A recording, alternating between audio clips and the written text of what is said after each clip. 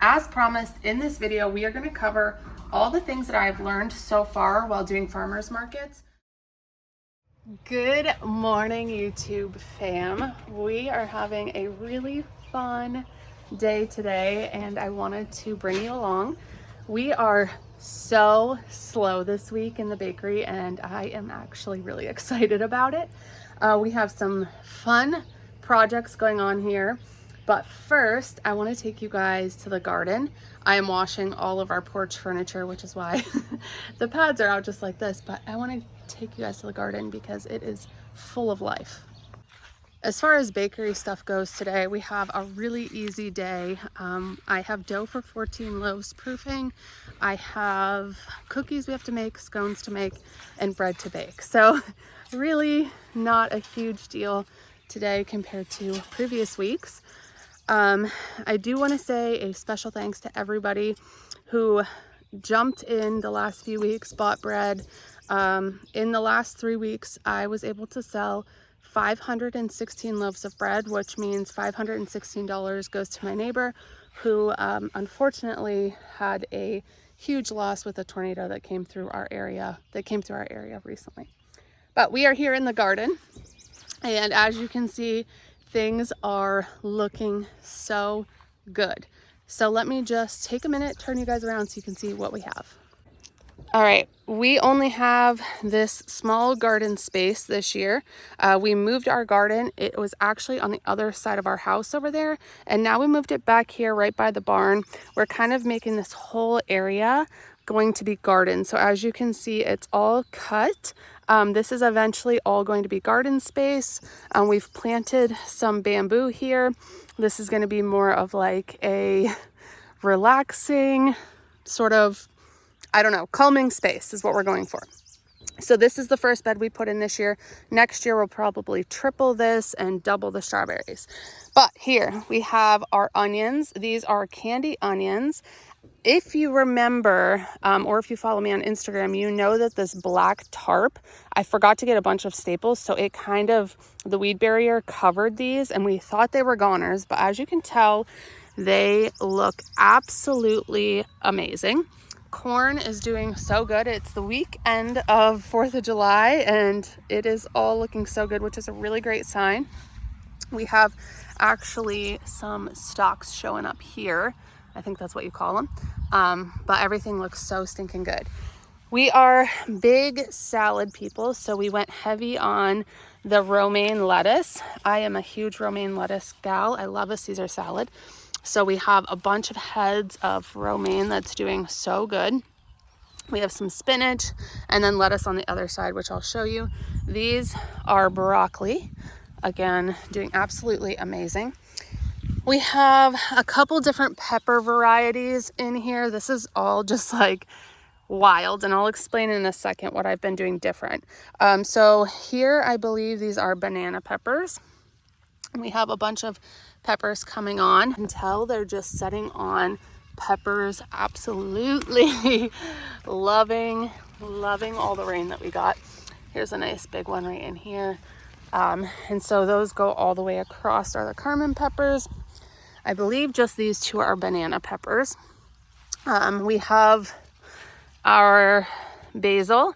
This is one of our basil plants. We have another one up on the deck. And all of these are tomatoes. And let me tell you something. Over the years, I've tried many different approaches. I've been someone who heavily prunes their tomatoes in the past, and this year I decided I am just going to let them grow wild. I'm going to obviously kind of tie them up so that they don't break off, but I don't have time to come out here and heavily prune. So we figured we're just going to let them go. We're going to see what happens, and as you can tell, we are going to be packed. This is one cherry tomato plant.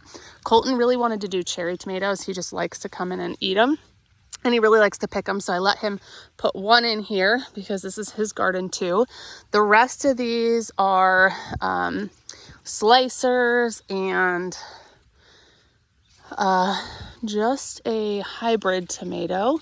I can't remember the name of them. Oh, here we go. The San Marzino. Here we go. San Marzano tomatoes. I don't know if I'm saying that right. But all the research I've done seems to be that these are the ones everybody really likes. And it is wild. I actually love how crazy it is. But I'm sure when I go to harvest, it's going to be kind of a pain. This was a lettuce plant that died. So I put in a sunflower, and you can tell it's coming up right there. This is my poor little rosemary. It's finally starting to look okay. So I'm hoping it does fine. Some more lettuce. This is another romaine. And then we got some leaf lettuce, some more spinach. And look at those. They just look so good. And then we have our cucumbers here. I'm trying to just stake them up on one stake. I don't know if it's going to work, but we're going to give it a shot. But you can tell it's just everything is coming on so good. Probably going to have to find some other trellising because they're just kind of going crazy. And I put another sunflower in that spot. That was another lettuce that didn't make it. These look so good. In the tub, we have our potatoes. This is a new method that we are going to try. We've done them in ground and the slugs just go nuts on them. So we're trying this, see how it does. So far, it looks pretty good. Everything that we read showed that this was a great way to do it. Coming over here is the strawberry patch. Anywhere that there is a spot that the strawberries didn't take, I have put in a sunflower. So you can see here, our problem is that we are getting a lot of ants over here. So I don't know, any suggestions on that? I'm happy to listen, but we are getting berries. So berries are coming along. We actually ate probably over a dozen berries the last few days. See, this one is just, I don't know. So some of them look good, some of them not so much, but we're just kind of going with it. A huge sunflower. I'm excited to see that take off. Some of these berries are so big. Some of these berries are so big. They look so good. I didn't weed in here. I haven't in a really long time. This one is bearing a ton of fruit. I'm going to go through today and cut off all of these runners. Everything I read says to get rid of the runners because those are trying to put on new plants. Just kind of snip them right there, and that should do the trick. I'm just going to come through and do that. Weed a little bit. This spot didn't take. And I think in one of my videos I talked about this, that we got these strawberries from our local conservation group, and they were a bare root, so we had to like replant them. And I honestly, after 2 days, didn't think they were even gonna make it because they just looked so fragile. But they're looking really good now. I just really need to give them some love today. I think the roots are kind of killing us over here. I mean, the weeds, look at that. Crazy.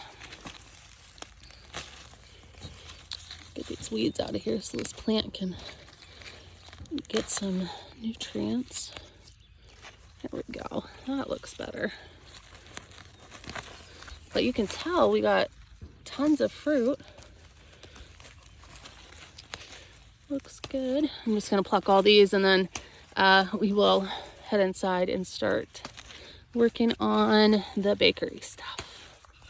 We're back inside. I'm browning my butter. As promised, in this video, we are going to cover all the things that I've learned so far while doing farmers markets. If you guys remember, in my last video, I was talking about if you are putting it aside, not doing farmers markets, you shouldn't. And today we're going to talk through all of the strategies that I've been using that have been working, a few that I am planning on implementing, and I will report back and let you guys know how that works. But we'll get into that in a little bit. I just have to brown this butter. If you make cookies, browning your butter, it's just a sign of love. It's that one extra step when you're making your cookies that is going to turn your cookies from good to great. When I talk about browning your butter, this is what I mean. So you pretty much just like boil it until it turns a brown color. Honestly, starts to smell super sweet and like candy. All right, we're down in the bakery. I got a new refrigerator that I'm so excited about, but we're down here to talk about how to be successful at a farmer's market. I promised you guys I would talk to you about that, so that is what we are doing today. The first thing that I'm going to say is branding is so important. Branding is everything when it comes to being at a farmer's market, just like it is at a store. You have to think of the farmer's market as your storefront and really think through what you're going to be doing to kind of take it up that next level. So branding is super important, and I think everyone should really think about how they can take advantage of that when it comes to a farmer's market. So how you set up your booth is very important when it comes to your brand. So for me, I'll put a picture of what my booth setup looks like so you guys can see what that looks like. But typically I try and keep it very clean and like a tailored look.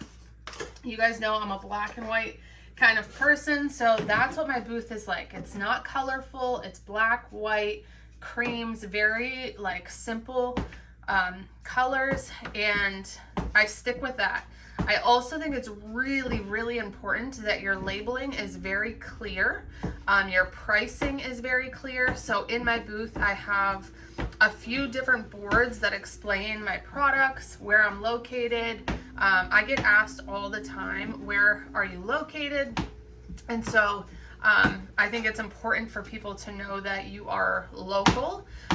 One of my signs, actually my sign that sits out front of my tent, it has on it that we are in Wattsburg. So it has our location just so people know like we are local. We're not coming to that market just to gain more customers. It's important that you show that you are local and people can get your bread or whatever in other places. So with that being said, just be very smart about how you position yourself at a market. Use terms that people understand. If you're like me, a cottage baker, and you don't have a storefront, make that part of your sales pitch. I'm a cottage baker, everything is handmade, we are licensed, blah, blah, blah, blah, blah. You know the spiel. So just give the people the information that they want so that they can move forward. So one thing that I know about marketing, just from all of the years of working retail and all the things, is that you need to find sales techniques or different ways to stand out amongst vendors, especially if you're in a situation like I am, where there are a lot of sourdough bakers. So I think I said this, there's 4 other sourdough bakers at the market that I'm currently going to. And I use different ways to stand out every week. So my first thing is my tent looks nothing like anybody else's. No one else is doing black and white. No one else is doing like a polished look. Everyone is kind of that like crunchy feeling, or they literally just have like a table that they've set their bread out on, very like DIY. And I kind of took it the complete opposite direction and made it a little bit more like fancy, because I knew it would stand out amongst the other options.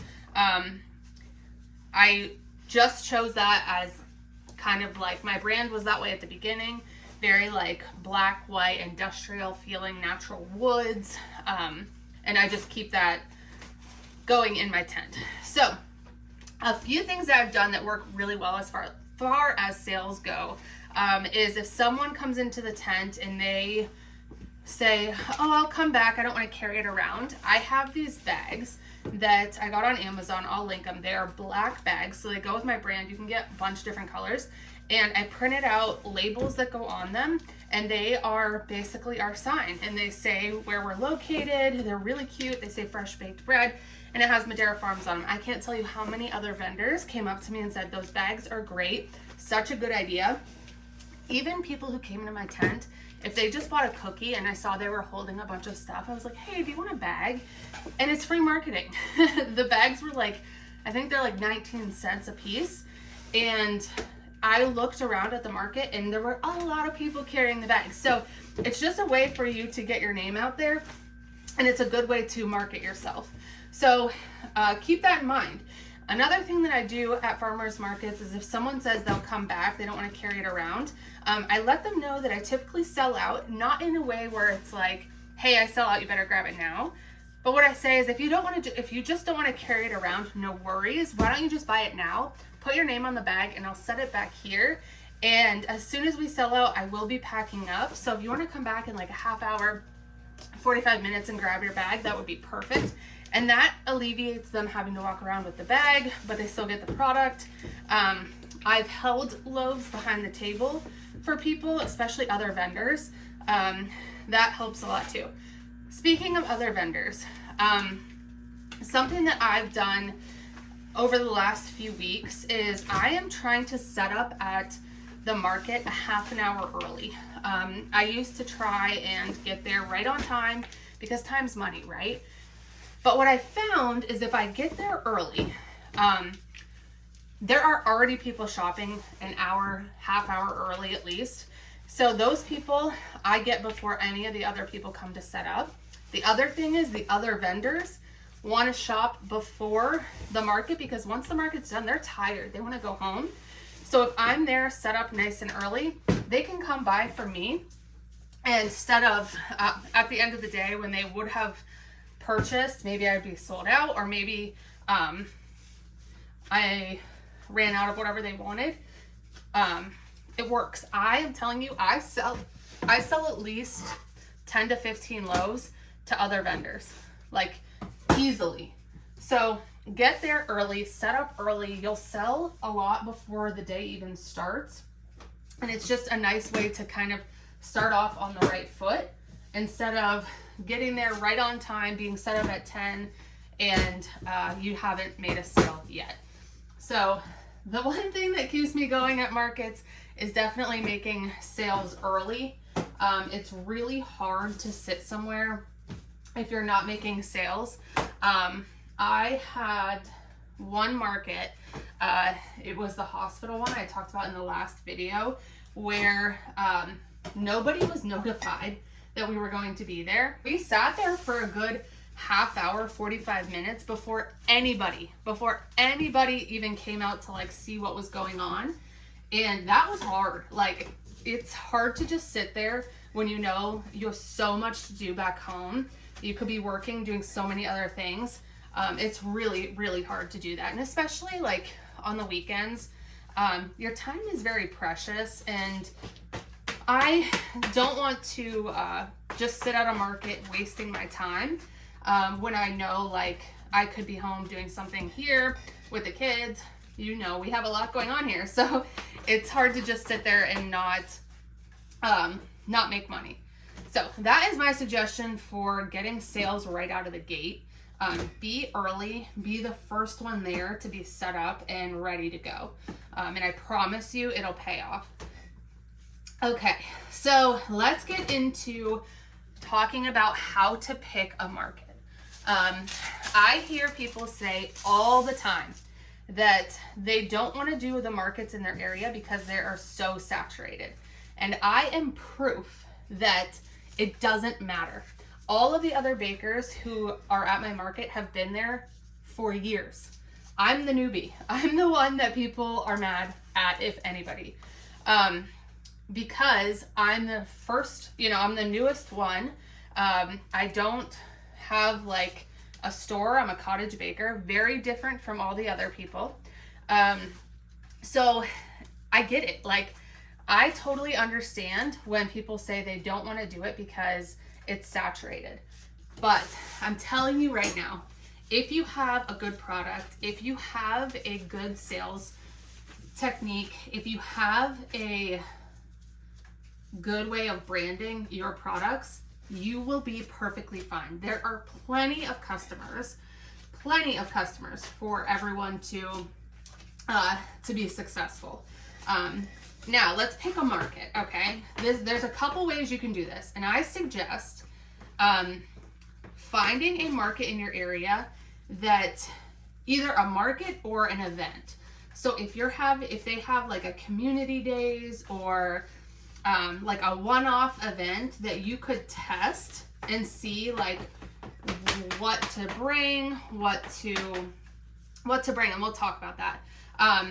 You know, what to expect. It's nice to do these one-off markets because then you can really kind of test it out and see if it's something you even like to do or if you don't like to do it at all. Last year I did one market at the end of the year because I was like, these are stupid. I don't want to waste my weekend. And I absolutely loved it. Like, there was nothing better. I loved going, and that's why I chose to go to the market I'm in now. So the one-offs are nice because you'll just pay the vendor fee for that one time, and then if you don't like it, you don't have to go back. If you do a farmer's market, typically they have regulations where you have to sign up for every market that they're doing. You'll have to pay for the entire season, or like maybe you have to pick and choose how many you want to come to, but it is going to be more pricey because you're going to have to commit to more than just the one-off event. I hope that makes sense. So I would say if you're new to trying these events / farmers markets, find one that you can just do a one-off. If you're allowed to just do one, test it out, pay just for that one time, and then that way you can kind of feel it, like, is that one right for you? Maybe you need to try somewhere else. Maybe you didn't like this setup, whatever it is. Maybe you don't like the day or time. It doesn't work for your schedule. You know, try it out, and it's always nice that you can just go to a different one. So the one I'm doing now, it's called Leaf, and it is in town. It's at a beautiful park right in town. It's a really nice area, and there's a lot of houses by, so people can just walk from their house. Like I said, there's soccer fields, there's a playground. It's a beautiful park, but it is a bit of a drive for me. So it takes me about 30 minutes to get there. So I have to keep that in mind when I'm trying to be like the first to set up. That means I have to leave here by like 8:30, 8:45 to get there around 9 o'clock and be set up by 9:30. Another thing that you want to think of when you're doing your markets is this something you want to do all season long? You have to be able to commit. If you miss a couple here and there, it's fine, but you're trying to build this customer loyalty, and if they come every week and you're not there or you don't show up, you're gonna lose that. So just keep that in mind. If you're gonna commit, give it your full attention, try your hardest, and just see what happens. I'm gonna go throw these scones in the oven upstairs. Next, we're going to talk about what to bring to a market. This is kind of the last thing I'm going to touch on in this video. I really think that if you're a sourdough baker and your main thing is bread, focus on the bread. I've gotten sidetracked many of times, and I'm like, I'm going to bring bread. I'm going to bring the one market I did. I'm not kidding you guys. I brought bread. I brought bagels. I brought cinnamon rolls. I brought scones. I brought cookies. I brought 2 flavors of scones. I brought everything I could. And I stressed myself out so much, and it's not worth it. The bread sold out like that, and I was, you know, struggling with the cinnamon rolls, and it was just, I learned there that you don't need to do all the things. You don't need to do every single thing. Focus on the bread and offer something else. So I have decided going forward, I'm only going to offer 3 products in my tent. The 4th product is going to be my dehydrated sourdough starter, just because it's an easy thing to just sell.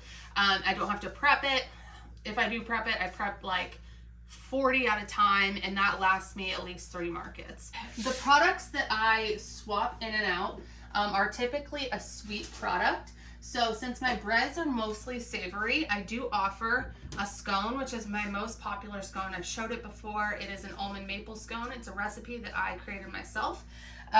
So that is very near and dear to my heart. People absolutely love it. And then I have recently been doing cookies, which have taken off. These are a chocolate chunk cookie, and people love the cookies. So right now I'm just flying with these two, sticking with simple, easy. I like the cookies and the scones because they are both a discard recipe, which makes it super easy for me. And then I focus heavily on my breads. So my bread, I take 65 to 70 loaves to each market, and it is all a variety of bread flavors. That's something else that you would want to do some research on when it comes to your market, is what bread flavors are the other bakers offering, and is it something that you can do a twist on? Is it something that maybe you offer complete opposite things, which is what I do? I'm gonna tell you guys something, and this is me. I don't know if it's being catty, but it's just something I noticed, and I'm just gonna tell you guys because it kind of bothered me, but I kind of took it as a compliment. I don't know what you guys think. So I offer very savory breads. I do pepperoni mozzarella, which is a huge seller for me. I do a jalapeno cheddar, and I do like rosemary and everything but the bagel. Very, very like savory flavors. And I noticed that one of the other sourdough bakers recently has added 3 of my flavors to their menu. I don't know. Part of me was like, wow, that's like a compliment. You shouldn't be mad about it. And then the other part of me was like, I don't know why I put so many pieces of paper up. The other part of me was kind of like, what the heck? You know, like we all are like staying in our own lane, and then this comes up, and it's just kind of like one of those things where it's like, I guess it's a compliment, but also like, what the heck? So, I'm always thinking of ways to kind of set myself apart. This is way too much flour on here, whatever. I'm always thinking of ways to set myself apart, and I just have to keep doing that since there is a lot of business in my area. But it's all good. I always say like competition is good for business because it makes you step your game up, and it makes you try a little bit harder, and it's all good. So I think that's it. I think that's all of my tips and tricks for branding, all that stuff. I hope you guys got some value out of this. We're gonna jump into the Q&A part of this video. All right, the first question that I get asked often is, how do you balance it all? And the answer is, you don't. There's no such thing as an even balance. Anybody who runs a business can tell you that. Some days your energy goes more to the business than it does family. And some days you don't have to worry about your business, and you can just hang out with the kids and enjoy life. There's no perfect world out there, and that's perfectly fine. It's okay that one day might be a little bit more work heavy, and then you might have an actual slow season. It's perfectly fine for that to happen. These are like on the verge of overproofing. But that's perfectly fine that you take a little bit of time for your family, or take a little bit of time for the business, and kind of work on both. Balance doesn't mean every day is going to be balanced, and that's something I've had to learn. Just because one day I might be working 12 hours, 14 hours, that doesn't mean the next day I'm not going to be able to just hang out with the kids all day. So that's something to keep in mind. Your balance doesn't have to be balanced every single day. Your balance can look like a balanced week where, one day you're working a lot, the next day you get to go have play dates with your kids. Think bigger rather than so micro. All right, the next question that I got asked over on Instagram is, what is your favorite part about running a micro bakery? I'm the person says they're new to running their business. So, my favorite part is flexibility, the ability to make your business however you want. If you don't feel like working so much, you can lower the amount of bread that you're putting out. If you feel like really taking off, you can expand. You can do more markets. You can go into wholesale. You make the decision on what happens with your bread, what happens with your business. No one is telling you you have to meet a certain number. It's all on you, which I like. I like being responsible for what happens. Some people may not like that, but I actually really do. All right, the next question I got asked was, do you ever think you'll open a business, a storefront? Yes, I do think that's in my future. I actually have a really exciting meeting today at a location that will hopefully be our first home for Madera Farms, besides here. It's going to be strictly a storefront, so no production is going to happen there. All production will stay here, but it is something that is on the horizon, and I'm really excited about it. All right, the last question that I came across, I only posted this like an hour ago, so if someone else submits a question, I will review it in our next video. But the last question that I saw that came through on my video was, do you prefer small batch baking or large batch baking? And I guess it depends. I prefer a small batch to keep the quality as consistent as possible. That's something I struggle with. But if you're going to be pumping out 70 loaves at a market, you have to be baking in large batches, which means you have to allow yourself some flexibility with the quality. It's just impossible to be putting out that much bread and every loaf be your best loaf. It doesn't happen. And you may look on Instagram and think like, I just follow this girl and every loaf looks perfect, and it doesn't. Like, if you look at it again, you're gonna notice that there's definitely loaves that are better than others. It just is what it is. With sourdough, you know, it's not a very consistent thing 100% of the time. And I've learned that the hard way, because I used to get so down on myself about that. And I've learned to definitely hold back my feelings on when my loaves don't look their very best. So yeah, that's all. I hope you guys, my timer just went off for the scones upstairs. But I hope you guys found some value in this video. My goal for this video is to just give you guys some tips, encourage you to step outside your comfort zone, go to an event, go to a market, really just try something new.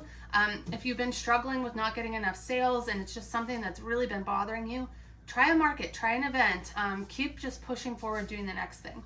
But we are gonna go look at this new space. Maybe I will record some things and you guys can see it next time. All right, until then, I'll talk to you guys later. Bye guys.